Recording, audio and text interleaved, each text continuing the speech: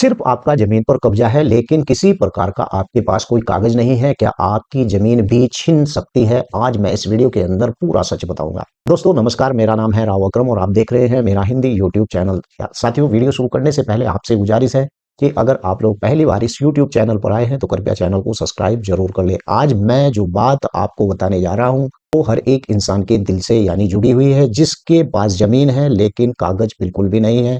कई लोग कहते हैं कि क्या हर 20 साल से इस जमीन पर हम रह रहे हैं और मेरे माँ बाप दादाओं ने इस जमीन के ऊपर मकान बनाया था और पूरा गांव जानता है कि ये जमीन हमारी है। लेकिन सवाल ये है कि कानून क्या मानता है? अगर आपके पास कब्जा है लेकिन कागज नहीं है तो कानून मानता है कि क्या सिर्फ कब्जा मालिक बना देता है? क्या कल को सरकार यानी कि कोई भी दबंग जमीन को आपकी छीन सकता है?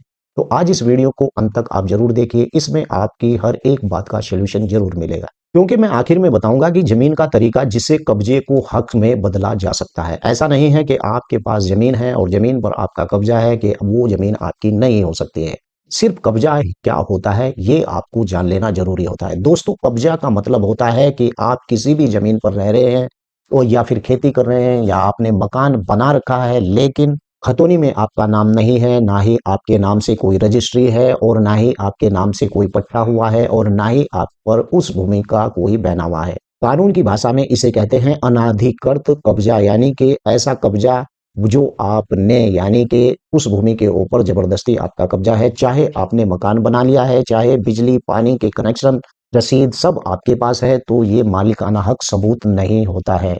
क्या 12 साल का कब्जा मालिक बना देता है? आखिरकार बहुत से लोगों के दिमाग में यही बात चलती रहती है कि 12 साल से अगर आपका उस भूमि के ऊपर कब्जा है तो आपको उस भूमि का मालिकाना हक मिल जाएगा। बहुत बड़ा ये लोगों को एक भ्रम होता है, लेकिन 12 साल से कब्जा कर लो जमीन आपकी हो जाती है, ऐसा बिल्कुल भी नहीं है। सच्चाई सुनिए ध्यान से जो मैं आपको बता रहा हूँ। विरोधी कब्जा तभी मान्य होता है जब कब्जा खुला हो और असली मालिक को इसकी जानकारी हो और असली मालिक ने 12 साल कोई आप पर दावा ना किया हो, कब्जा लगातार हो और कोर्ट में साबित किया जाए, यानी सरकारी जमीन पर एडवर्स पोजीशन लगभग नामुमकिन है। अगर आपकी जमीन सरकारी निकली, मान लीजिए कि जिस भूमि पे के ऊपर आपने कब्जा कर रखा था और वो भूमि सरकारी है, तो भाई अगर जांच में आपको पता चलता है भाई आपके बाप दादाओं ने इस जमीन पर जो कब्जा कर रखा है ये तो जमीन पहले से ही ऑलरेडी सरकारी जमीन है, तो जमीन ग्राम समाज की है, जमीन नगर निगम की है, जमीन वन विभाग की है या जमीन वक्फ की है या सिंचाई की है या फिर पीडब्ल्यू की है, तो कब्जा हटाया जा सकता है और बिना मुआवजे के बुलडोजर यानी आपके मकान के ऊपर चल सकता है, यानी कि एफआईआर तक भी आपकी हो सकती है। और सबसे बड़ी दुख की बात यह है दोस्तों कि 20-30 साल रहने के बाद भी एक नोटिस सब कुछ खत्म कर देता है, तो फिर क्या करें? ऐसा समाधान यानी कि आपको ध्यान से सुनना चाहिए। अगर आपकी जो जमीन है उस पर सिर्फ कब्जा है तो ही ये 6 कदम आपको उठाने चाहिए। कौन कौन से हैं चलिए मैं आपको बता देता हूँ। पहला कदम ये कि स्थिति आपको जांचिए कि आपका पहला कदम ये होना चाहिए कि आपको तहसील जाना चाहिए, खतौनी और खसरा निकलवाएं और आरटीआई लगाकर अगर रिकॉर्ड नहीं मिल रहा है।